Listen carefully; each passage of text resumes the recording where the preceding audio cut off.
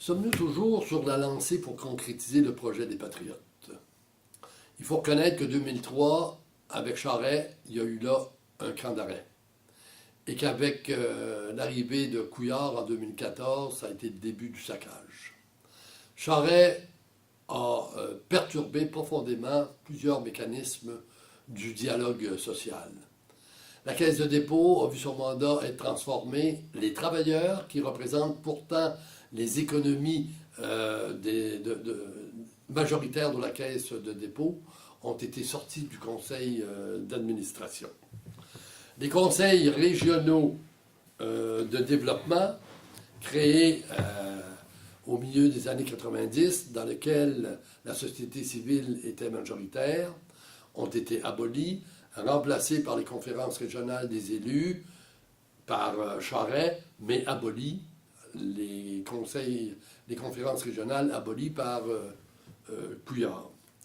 Les CLSC, sur les conseils d'administration desquels il y avait la société civile, ont été fusionnés dans les hôpitaux, et donc la société civile n'a plus de représentants dans ces institutions-là.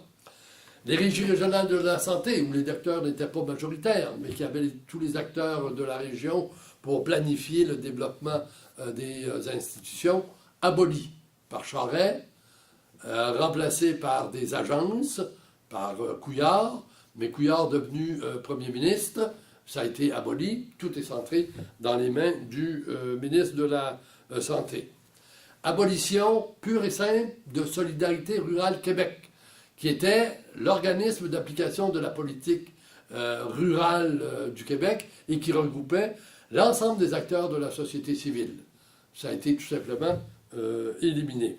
Le Conseil de la jeunesse a été éliminé. Le Conseil des aînés a été éliminé.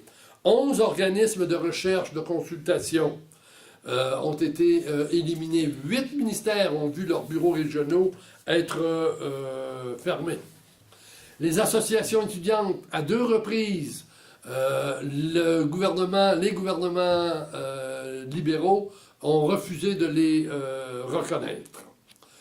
Et puis, il y a eu un changement unilatéral des règles dans le domaine du travail, tentative de désyndiquer les femmes dans les garderies familiales, tentative de désyndiquer les femmes dans l'aide domestique, affaiblissement de l'article de la sous-traitance, qui est l'article 45, réduction du droit de négociation des fonds de pension dans les municipalités, un décret qui a duré 6 ans et 9 mois dans le secteur public, alors que le Code du travail prévoit des conventions collectives de 3 ans. Le BAP, qui est cette instance qui, disons, fait des enquêtes en sollicitant l'apport de la société civile, a vu ses pouvoirs singulièrement réduits. Et j'allais dire que l'exemple le plus percutant, ça demeure les centres de la petite enfance, qui ont été littéralement recommercialisés. Et ça, à même les fonds publics, parce qu'on dit que ceux qui disons, ont des déductions d'impôts payent plus cher, mais effectivement, c'est des déductions d'impôts, c'est donc de l'argent du public. Bref, un ensemble de mécanismes du dialogue social qui est un pilier du modèle québécois ont été littéralement bazardés et par Charest et par Couillard. Tout ça au nom du fait qu'on serait trop gouverné, il y aurait trop de structures. Pourtant, ces gens-là ne posent jamais la question de l'autre structure, la très grosse structure à laquelle on envoie près de la moitié de nos taxes, qui s'appelle la structure fédérale. Peut-être qu'on est trop gouverné, mais c'est certainement pas par l'existence des corporations de développement régional qu'on l'est. C'est vraisemblablement par une structure sur laquelle ils ne veulent même pas poser de questions. Alors, on peut être inquiet par rapport à l'élan premier donné par les Patriotes, mais je pense qu'il faut demeurer quand même confiant, parce que la base objective sur laquelle le Québec se déploie est extraordinairement solide. On a des avantages que d'autres sociétés n'ont pas. Le premier avantage, c'est qu'on est plus riche et on est moins endetté que la majorité des Ontariens, des Canadiens et des Américains. Vous savez que ici, on paie notre électricité au minimum 2 fois moins cher qu'ailleurs et 4 fois moins cher qu'à New York. Les frais de scolarité, grâce aux luttes étudiantes, sont ici incomparables en termes de coûts, de faibles coûts, si on compare au Canada et aux États-Unis.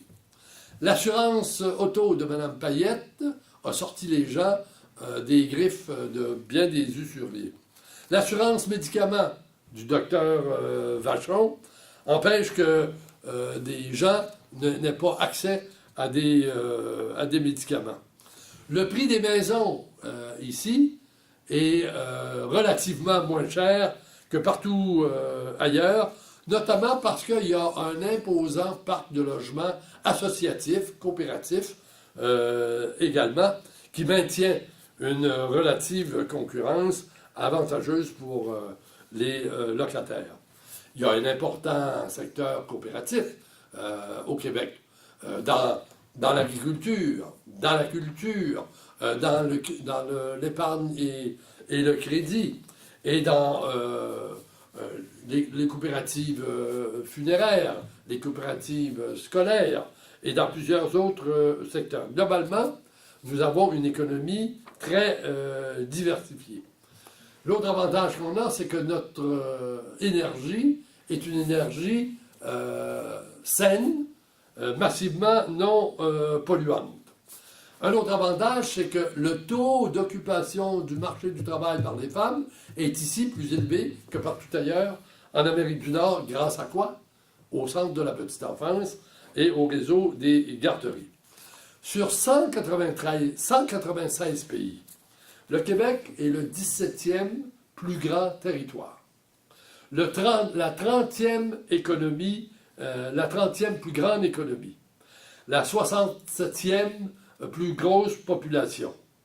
Et nous avons 1 300 000 lacs, qui fait que nous détenons 3% de l'eau potable. Et en plus, on travaille moins, pas parce qu'il n'y a pas d'ouvrage, mais par notre choix, parce que la qualité de vie, ça nous est cher. Et en plus, il y en a plusieurs qui souhaitent se joindre à nous. Donc, il y a des avantages à ce pays. Et si on décidait et on réussissait à se convaincre très majoritairement qu'en regroupant l'ensemble de nos ressources, l'ensemble de nos pouvoirs, si on pouvait se donner nos vraies politiques de développement économique et social, je dirais à notre couleur et selon notre volonté, très rapidement, le Québec serait dans le top 10, serait dans le peloton de tête de tous les pays. Déjà, on n'est pas mal placé sur 196 pays, mais on pourrait l'être davantage. Ça, c'est une décision politique, c'est une décision de démocratie, c'est une décision sur laquelle il nous faut travailler pour que demain et après-demain, on puisse effectivement vivre dans un pays qui fera l'envie de tous les autres.